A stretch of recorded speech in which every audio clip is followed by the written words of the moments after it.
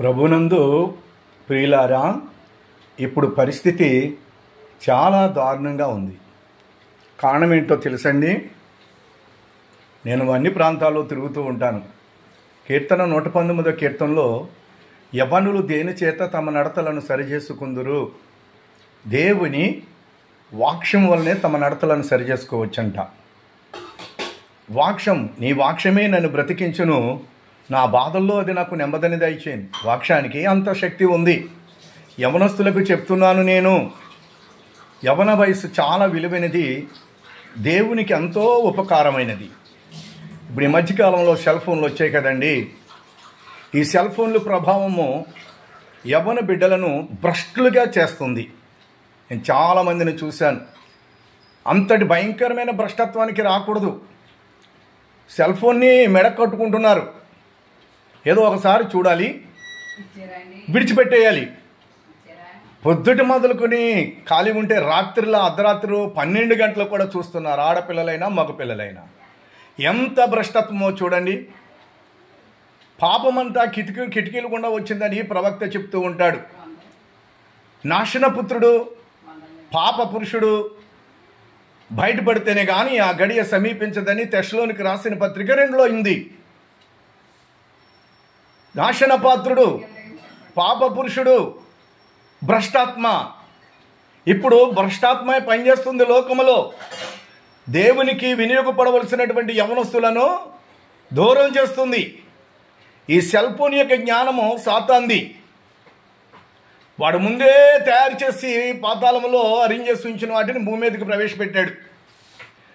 వేటాడుతున్నాడు, వేటగాడు వేటాడుతున్నాడు. పెద్దవాళ్ళను వేటాడుతున్నాడు, పిల్లలను వేటాడేస్తున్నాడు. Cell phone ప్రభావం చాలా డేంజర్. దాంట్లో లీనమైపోతున్నారు.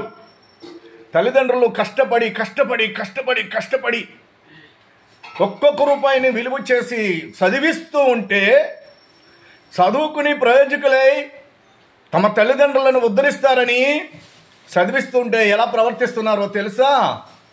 ప్రేమంతా సెల్ ఫోన్ల మీద, లోకం మీద ఉంటుంది. తల్లిదండ్రులను పట్టించుకోలేని పిల్లల్ని ఎంతోమందిని చూస్తున్నాను. దేవుని నమ్ముకున్న వాళ్ళు, సేవకుని పిల్లలు కూడా అంతే. నేను తరచుగా ఒక మాట చెప్తున్నాను, వినండి. నిర్గమకాండం 20లో ఉంటుంది. ఆయన ఆజ్ఞలు చెప్తూ ఉంటాడు. నువ్వు దీర్ఘాయుష్మంతుడు అగునట్లు నీ తల్లిని తండ్రిని సన్మానించుము. ఎవరైతే తల్లిదండ్రులను సన్మానిస్తారో వారు దీర్ఘాయుష్మంతులు అవుతారు. వారి మార్గములు తెరవబడతాయి, వారి ప్రయత్నములు సఫలమవుతాయి. గ్రంథాలన్నీ చెప్తున్నాయి. ఇలాంటి శిక్షణ కారణం ఏంటంటే, ఇలా చెడిపోతగల కారణాలంటే, వాళ్ళ తల్లి వారి బిడ్డలకు జ్ఞానోపదేశం చేస్తూ ఉండాలి, అబ్జర్వ్ చేస్తూ ఉండాలి, ఖండిస్తూ ఉండాలి, హెచ్చరిస్తూ ఉండాలి. తండ్రి అన్నవాడు ఎప్పుడూ దగ్గరుండడు. పొలాలంటి పోతూ ఉంటాడు, బయటకు పోతూ ఉంటాడు.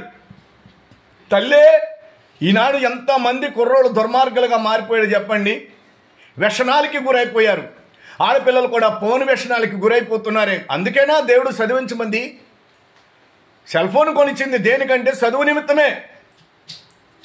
దాని ద్వారాగా ఎంత భ్రష్టత్వం తెచ్చిపెట్టుకుంటున్నారో.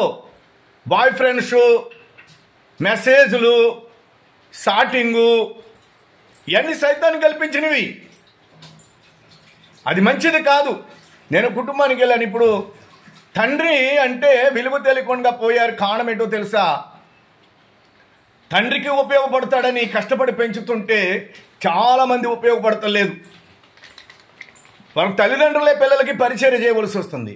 బైబిల్లో పరిచర్య చాలా గొప్పది. యేసు ప్రభువే సాక్షాత్తు మానవులకి పరిచర్య చేశాడు. ఆడపిల్లలు మీరు తల్లిదండ్రులకి పరిచర్య చేయండి. వారి పరిస్థితిని గమనించండి. మగపిల్లలు పరిచర్య చేయండి. వారి పరిస్థితి గమనించండి. వారికి చేయూతగా ఉండండి. నేను తరచుగా ఒక ప్రాంతానికి వెళ్తూ ఉంటాను. వినుకొండ కొచ్చర్ల గ్రామానికి వెళ్తూ ఉన్నప్పుడు ఒక కుటుంబం నన్ను ఆదరిస్తూ ఉంటుంది. ఆ కుటుంబంలో కొంతమంది పిల్లలకి నేను పేర్లు పెట్టాను. వాళ్ళు అంజులైనా కానీ అక్కడ నేను ఒక అమ్మాయి గురించి నేను డీటెయిల్స్ ఇస్తున్నాను. ఎందుకంటే చాలామంది ఉన్నారు అలాంటి పిల్లలు. 3 గంటలకే తండ్రి లేపితే వెంటనే లెగిసిపోతుంది, మాట్లాడుకోండి లెగుతుంది. అమ్మ పని చక్కబెట్టు, తొందరగా పోదాం, పొలం అంటాడు. సరే డాడీ నేను వచ్చేస్తా నీతోటి, నానా నేను వచ్చేస్తా. అస్సలు ఎదురు చెప్పదండి. ఎంత మంచి సద్గుణమో చూసారు అమ్మాయిది. కాలేజీ డిగ్రీ చేస్తుంది, ఇంటికాడ పనులు చక్కబెడుతుంది. నేను చిన్నగొర్రి అని పేరు పెట్టాను.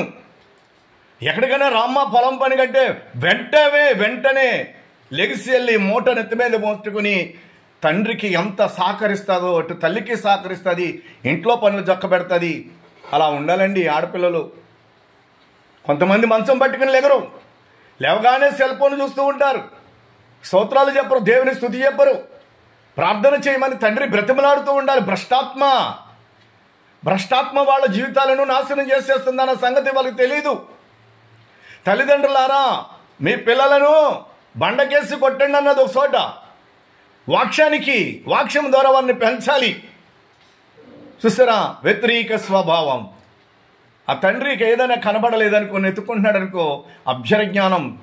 వెంటనే లేచి, నాన్న ఏం వెతుకుతున్నావు, లేచి వెతికి ఆ వస్తువు ఇస్తుందండి.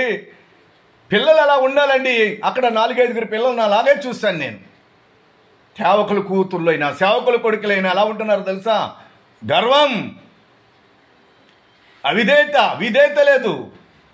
ఇక ప్రభు నమ్ముకున్న వాళ్ళ కుటుంబాలలో ఇలా ఉంటుంటే అన్యుల కుటుంబాలు ఎలా ఉంటుంది? సాతాను తెస్సలోనికి రాసిన పత్రిక 2లో పాప పురుషుడు, నాశనపాత్రుడు, భ్రష్టాత్మ. ఇప్పుడు భ్రష్టాత్మ భవిష్యత్తును బాగా తీసుకురావాలని దేవుడు చూస్తూ ఉంటే వారి భవిష్యత్తుని సర్వనాశనం చేస్తుంది భ్రష్టాత్మ. దండం పెట్టి చెప్తున్నా, మీ వైఖరి మార్చుకోండి. తల్లిదండ్రులకు సహకారంగా ఉండండి, తల్లిదండ్రులను ప్రేమించండి, దేవుణ్ణి ప్రేమించండి, వారికి మీరు చేయూతనివ్వండి, వారిని దుఃఖపరచవద్దు, వారిని కష్టపరచవద్దు. మీరు పరిచర్య చేయటం నేర్చుకోండి. ప్రతి కూతురు కూడా తండ్రికి పరిచర్య చేయాలి, పొలంలో పరిచర్య చేయాలి, పనిలో పరిచర్య చేయాలి, ఇంటిలో పరిచర్య చేయాలి, సమాజంలో సంఘంలో పరిచర్య సేవలో కూడా సహకరించాలి. అది అటువంటి బిడ్డలు చూసి దేవుడు మెచ్చుకుంటాడు. దేవుడు మెచ్చుకుంటే మార్గాలు తెరవబడతాయి. మార్గాలు తెరవబడితే వారు మంచి జాబులు చేస్తారు, అనేకులకు వారు ఉపయోగపడతారు. అలా ఉండమని, దయచేసి పద్ధతిని మార్చుకోమని. సెల్ ఫోన్కి బానిసలు కాకండి. దానివలన రోగాలు వస్తున్నాయి, ఆత్మ కోల్పోతుంది, మనసంతా దాని మీదే. పొద్దున మొదలు పెడుతున్నారు, సాయంకాలం 5 అయిపోతుంది. మాటికి ఏదో తింటే కాస్త లెగుతున్నారు. అంతా మన ఫోన్కి బానిసలైపోతుంది యవన యువత. ఈ ఫోన్ వలన జీవితాలు నాశనం చేసుకుంటున్నారు.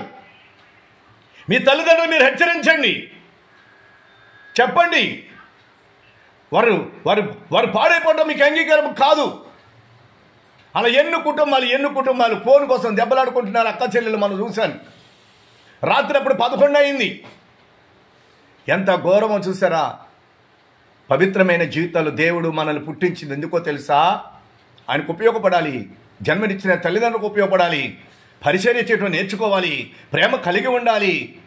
అన్ని విషయాలలో బాగా ఉంటే జీవితాలు ఎంతో బాగుంటాయి. శాపము వారికి దూరమైపోతుంది. లేకపోతే వారి వెంట శాపం పొంచి ఉంటుంది. శాపం వలన బతుకులు బాగోవు. చేతులారా తమ జీవితాలను భ్రష్టత్వంగా మార్చుకుంటున్నారు. జాగ్రత్త.